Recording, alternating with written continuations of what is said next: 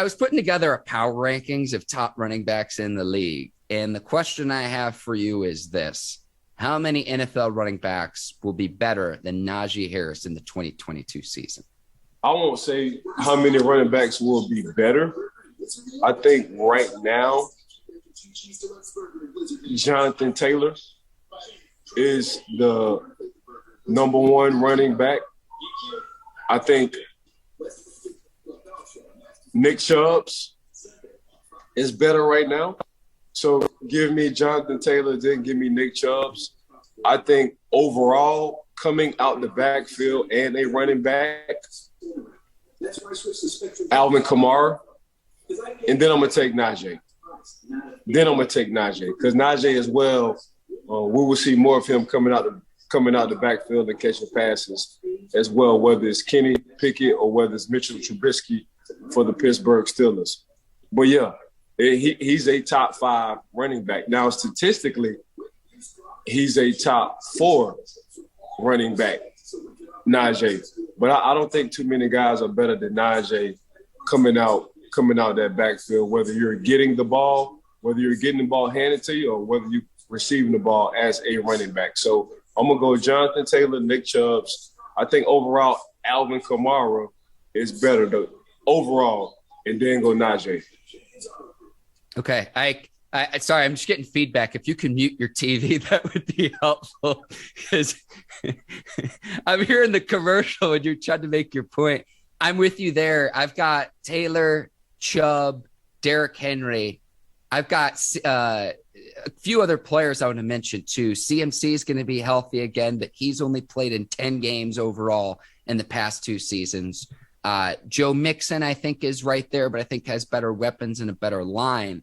And then Alvin Kamara, too. I'm with you there. I think he's right there. But definitively better, I would put Taylor, Henry, probably Chubb, and then I think Harris is right there in that mix. So maybe top 3, top 5, top 10 for sure, but probably in that top 5 mix with those players. And, I really like Christian McCaffrey, but he hasn't stayed healthy the last 2 seasons due to injury.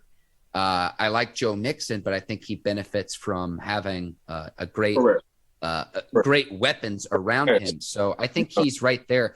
I can't wait to see what Najee can do with just better and improved line play. And I think that's something that he still made a Pro Bowl as a rookie that he didn't really have. But definitively, the only 2 guys that I can say yes for certain would be Taylor and Derrick Henry. I'd probably put Chubb there, but I've got Harris right there at number 3 or number 4 as best running backs in the league. Yeah, he's in my top 5 for sure. Najee Harris is in my top 5 for sure. The only reason why I'm putting these guys in front of Najee is because 1, they've been in the league longer.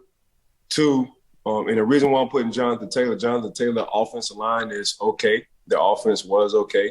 The man rushed for 1,800 yards last year. Had a little bit over 15 touchdowns. I think he had 18 touchdowns, so say. And the reason why I'm saying Alvin Kamara, I think pound for pound overall, just whether it's receiving or coming out of the backfield, Alvin Kamara, he can just get the job done, and he does it effortlessly.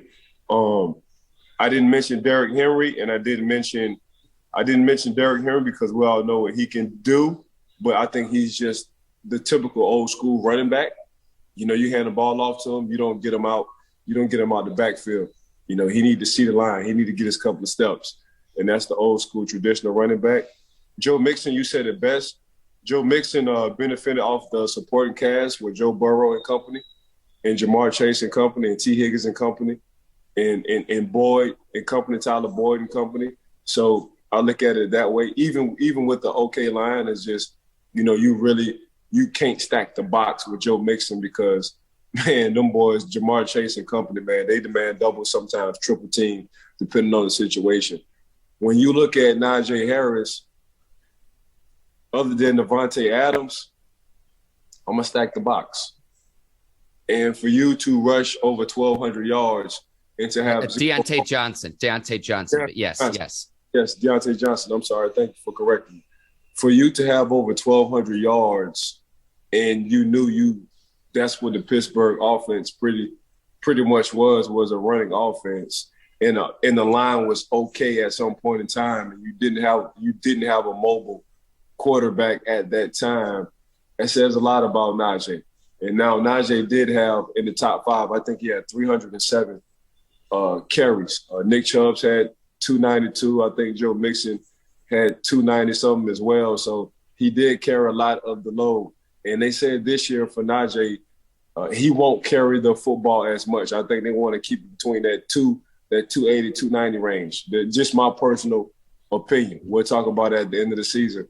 But for the young rookie to come in and do exactly what he did and have 1,200 yards his rookie year with the okay offense in the Pittsburgh Steelers says a lot about Najee and his running skills. And the fact that he didn't fumble, the fact that he's a very good blocker and pass protection as well. Correct. Something that, like, from a rookie, I'd expect that from someone who's been in the league and developed that skill set. He comes in, and that's why he's a first round pick. You mentioned Alvin Kamara, Ike, and it brings back happy memories for me when I started my broadcast career in Knoxville, Tennessee.